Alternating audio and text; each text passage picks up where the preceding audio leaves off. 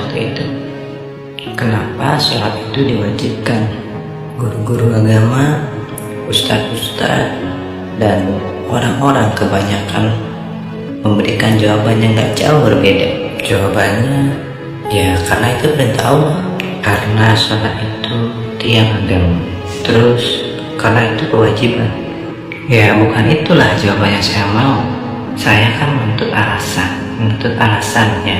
Jadi gini, menurut versi saya, kenapa sholat itu diwajibkan? Inna sholata tanha anil fahsya'i wal munkar. Saya nggak tahu kenapa banyak ustadz yang tidak mengangkat hal ini. Sesungguhnya sholat itu mencegah perbuatan keji dan mungkar. Jadi Rasulullah pernah menjawabkan akan hal itu.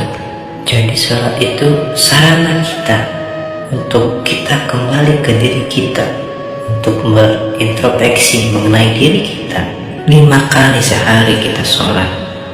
Jadi 5 kali sehari itu kita diharapkan kita bisa mengintrospeksi diri kita, tentunya untuk menjadi yang lebih baik.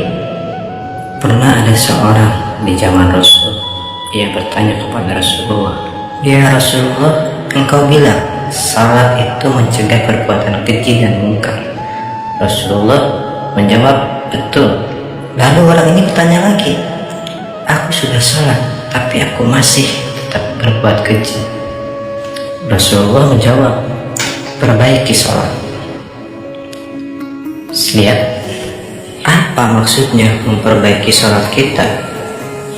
Jadi begini contohnya, kalau salat kita itu kan membaca ayat pendek, wal asri, demi masa, innal insana atabil husri, sesungguhnya manusia itu insan yang merugi, illa, kecuali allazina amanu, mereka yang beriman, wa amilus solihati, yang berbuat baik, berkata yang benar-benar saja, wa tawassaw bil haq, yang hanya menyampaikan, wa tawassaw bil sabri, dan saling mengingatkan untuk menjaga kesabaran.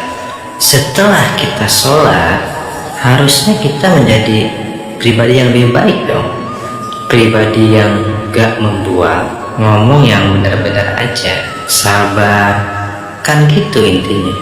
Tapi kalau dia tidak menjadi pribadi yang seperti itu, berarti kita tidak mendapat inti atau esensi dari sholat itu sendiri. Jadi sholat kita hanya sebatas penggugur kewajiban kita, biar nggak dimarah Allah.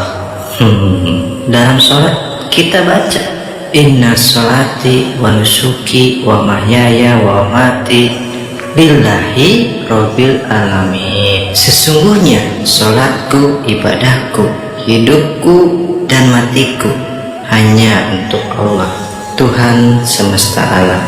Tapi masih ada yang suka ke dukun, masih banyak orang yang resah. Nah, jadi ini kan nggak konek, nggak sinkron. Apalagi yang sholatnya mengharap pujian dari orang lain. Wah, ada yang lihat gue sholat nih ya, biar gue kelihatan keren nih, alim. Fawailul lil musallin, celakalah mereka yang sholat, allazina hum an sholatihim sahun, yaitu mereka yang lalai dalam sholatnya, allazina hum yura'un, orang-orang yang ria.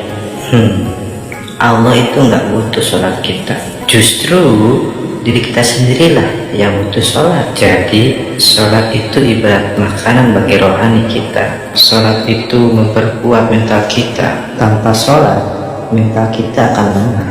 Kita nggak sholat pun, Allah mah tetap maha besar. Kita nggak sujud pun, Allah tetap maha tinggi.